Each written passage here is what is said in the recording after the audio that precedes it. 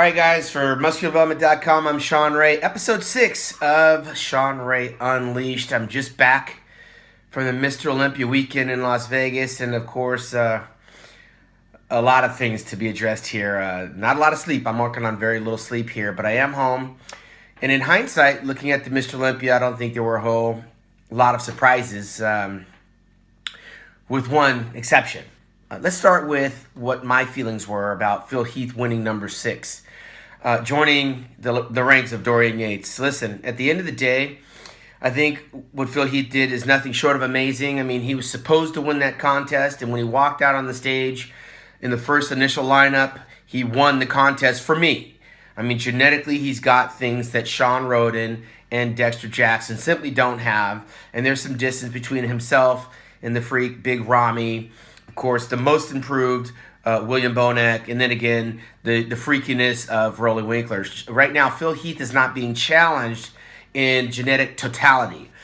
Back when Dorian Yates was competing, there was much more competition and subjective opinion of who should or could potentially beat Dorian Yates based on genetics.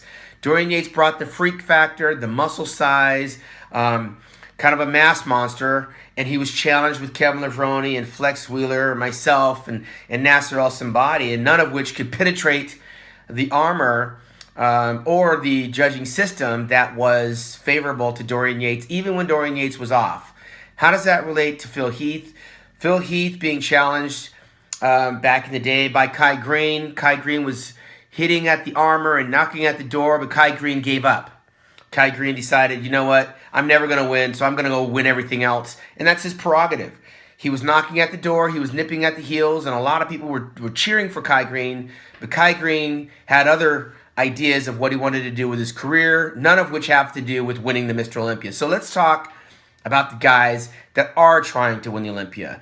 Dexter Jackson at 46, will be 47 next month, was very close, got a nice little sniff a year ago, fell off the mark slightly this year, and Shawn Rowan was able to sneak in. Now, Shawn Rowan, I think, as good as Shawn Rowan is, was never a threat to Phil Heath on a number of different levels.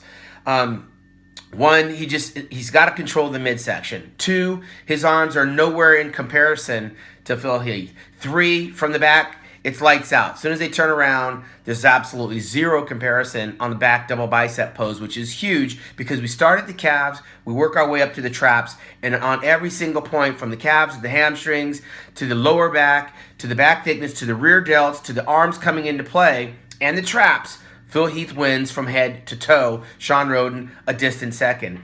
You turn around to the front, Shawn Rowan has some very pleasing aesthetic shots that look very good, but none that take out Phil Heath. Phil Heath's got a better side chest. He appears to have a better front lat spread, although it's very close. The abdominals and thighs, which Shawn should win in a landslide, he narrowly wins. He's got a very tiny waist, smaller than Phil Heath. Phil's obliques are starting to grow just a little bit, but you still got to take in the separation of the quad.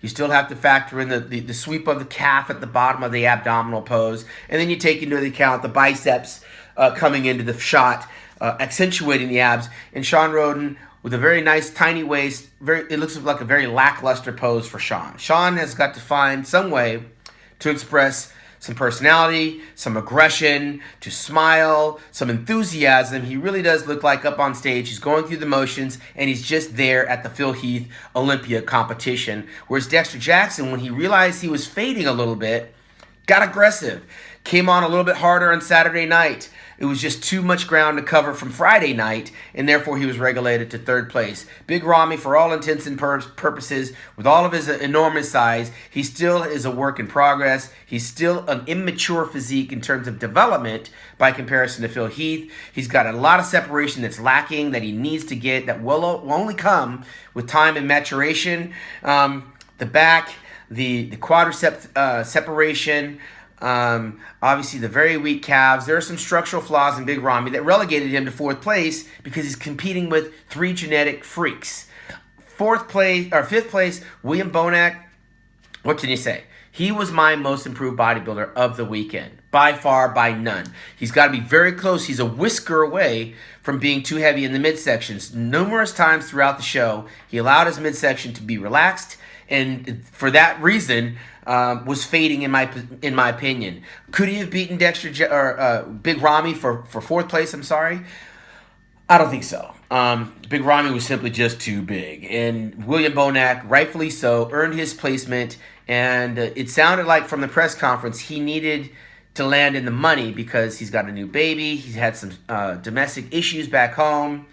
The financial reward, will certainly ease the pain at home. He may make up ground on this tour. He could likely climb up over some of these guys if they fall off and if he tightens up his midsection. He's got to find a way to open up on his poses. He's a small bodybuilder, short. He poses kind of like in this, and he poses probably like this. He's got to open up. He's posing like Franco Columbu, according to Arnold Schwarzenegger back in the day. He's got to open up and really accentuate his poses to look a little bit larger, control the midsection, and really believe that he's one of the best. I don't think that he believes it yet, but after this weekend, he may gain in confidence, and that'll help show and exude on the stage in terms of stage presence and taking the judges' eyes from over here on the premium guys over to him who's coming up. He may stand out as it goes along, or the opposite can happen. He may wind up holding water. We don't know. We've got Spain this weekend, then over to Kuwait, then back over to the Czech Republic, then they head over to Finland, over to Germany, and they wind up finishing up the Pro Tour, I believe it is, at the Lou Ferrigno show at the end of October. Going into sixth place, Rolly Winkler. Not a whole lot Rolly could have done to beat William Bonac. He has the freak factor, the biggest arms in show, huge delts, the abdominal wall. He held it under control for a while, but the more he was called out, the more he was getting exhausted. The waterworks came on. The color started to fade. And his legs filled up with blood, and there was no separation. And for that, there was really nothing more he can do. Big hats off to Dallas McCarver coming up in 8th place, because Dallas was out of the top 10 a year ago, and he had to qualify this year. He did by victory. Came in here, respectable 8th place. He wasn't going to get Cedric McMillan. Cedric McMillan is just too advanced in terms of his aesthetics. He's too advanced in terms of his muscle maturity, and he rightfully fell into 7th place. We expect more from Cedric because he's got the genetics of a Shawn Rowan and a Dexter Jackson. He doesn't have the conditioning of either one of them. I happen to believe and be of the opinion that there's something more going on with Cedric McMillan that prevents him from actually ripping it up. And I know that he had some health issues. Last year, he wasn't even able to take to the stage because he was dehydrated. And I think he is afraid on some level to actually dehydrate himself and suck down because it puts him in the danger zone. And rightfully so. His health is more important. And a 90% Cedric McMillan is still worthy of a top 10 placement. But I think he cannot put the pedal to the metal and go balls to the walls because he will wind up in the hospital and wind up not even on the competition. So we get the best of what Cedric gave us. I think that's probably all we can accept from Cedric. We're not going to see him maxed out and dried out the way that we want him to, although we know potentially he could be there. We don't want him dying in the process. Justin Compton, a lot of big things from this kid. He's still a young kid, 25, 26 years young, but there's really almost nowhere else to go with his physique. He really did look maxed out. The abdominal wall, there's nowhere for that thing to go. He's got to be very careful on his midsection. As he poses, you can see the fatigue set in. You can see him starting to loosen up in the gut, and then the gut becomes more of the focus. He's got the biggest arms. He's got very good sweeping quads, nice calves, very reminiscent of a Jay Cutler. But he's kind of lost on that stage. He really looked out of water. I mean, he did not look like he was an Olympian. He looked like, wow, I'm here, and rightfully so. It's first Mr. Olympia showing. Hope he gains confidence. Hope he doesn't continue to push the development level faster than his age. He's got a lot of time and a lot of gas in the tank. If he can wait 4 or 5 years and be patient and continue to compete in the Mr. Olympia and grow in terms of muscle maturity, refinement, this guy could be one of those top 5 guys very soon. But if he keeps trying to push the envelope and be bigger and bigger and bigger, he's never going to be Big Ramy. He's going to push himself right out of the window. We saw that happen with Nasser El Sambadi. Justin Compton, my advice, it's a marathon, not a sprint. So now we got the top 10 out of the way. What's left? Steve Kuklo fell out of the top 10. Victor Martinez fell out of the top 10. Josh Lenarkowitz, who was 9th place from Australia, Very good showing for him on a rookie appearance. He's still got that issue with his chest. It's a genetic thing. He's never going to be able to get the full chest like an Arnold Schwarzenegger. It's always going to be slightly divided. It's not the prettiest thing to look at, but there's a lot of things that are going on in his physique that you have to reward. His conditioning, his enthusiasm, his posing ability. He looks like a guy that wants to be Mr. Olympia. He's just not along for the ride, and he's done the most with what he has, and for that he got rewarded. He beat a better bodybuilder in Justin Compton. On paper, he should never beat Justin Compton. But Josh came in dry. He was aggressive. You looked at him. You saw that he put time in his posing routine. It's very attractive to the fan. More importantly, it's attractive to the judges. And I think he beat Josh. I think Josh beat Justin because, not that he worked harder, but he looked like more of a polished professional. And Justin has more victories than Josh. Justin's got to find a way to gain confidence, dry out just a little bit. He faded as the show went on, whereas Josh came up a little bit more. So it leaves us not talking about the guys in the top 10, but it brings us to the 52-year-old return and the comeback of Kevin Ronnie. Now, all of you guys heard me say back in May, when Kevin made his announcement that he was coming back to the Mr. Olympia, and people asked me my opinion, and I spoke it, and I stayed true to my opinion, and I didn't back off. I said, listen, Kevin can do what he wants with his life. It's his dream, it's his goal, it's whatever. But you're asking me what would I do in his position, and I gave reasons about the quality of life, the fear of getting injured, my health being the number one priority, the monetary sacrifice to do that, knowing I have kids, knowing that Kevin has a kid at home, the business that he's trying to run. It's a dangerous game. I liken the process to him walking in the shadow of the late Don Youngblood, who won the Masters Mr. Olympia in 2001, got dead last in 2002, and was dead by 2005. And I think he's dead because of his pursuit of bodybuilding. And I put Kevin Ronnie into that category about the what ifs, the possibility, worst case scenario. He's living his dream. He's going after his dream, and something happens to my friend. So I spoke from the heart in terms of precaution. There was nothing to be gained. Come back and guest pose. Create a video montage. Open the show. Show people what they can do with your physique if you just get up off the couch. But you're not going to beat Phil Heath. You're not going to beat Big Ramy. There's no way you're going to beat Justin Compton. You can't stand next to Dexter. And I told him all of the things that he couldn't do, and we never talked again. As a matter of fact, we talked once. We talked in June. He thought I was one of the voices of evil, the negative influences. He wanted positivity, and I respectfully stayed away. I backed off. I said my piece, and I left the kid alone. And I watched him transform.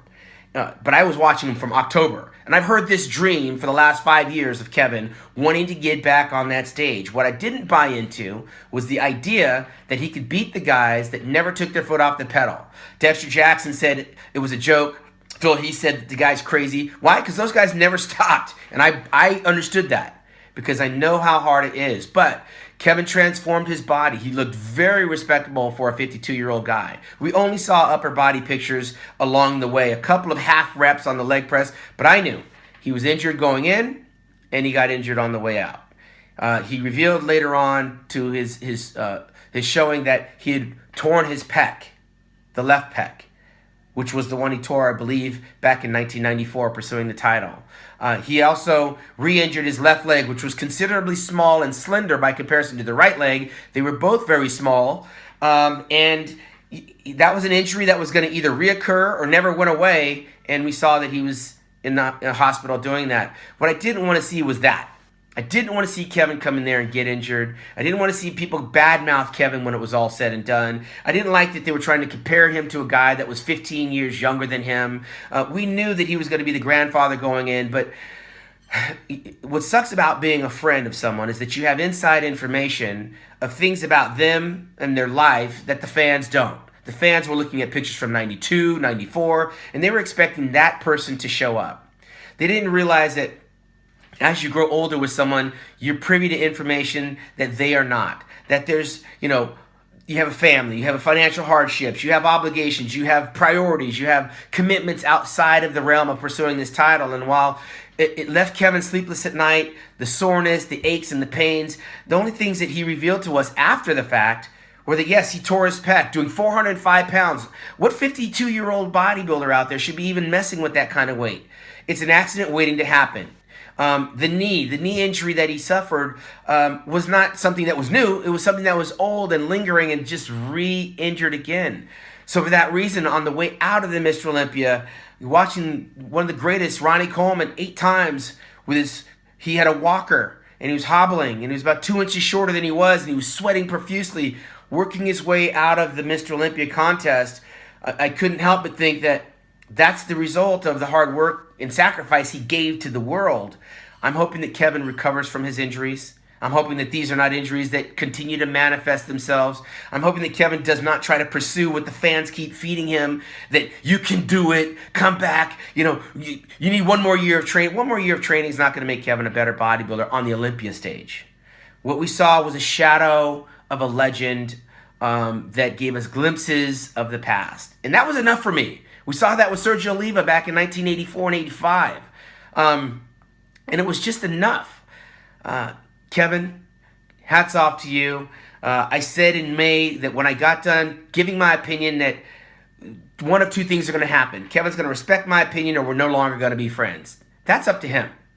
I was cheering him on from my seat in the audience. I wished him well going into the show. I have nothing but prayers of joy and happiness for him coming off of the show. Let the chips fall where they may. My opinion never wavered.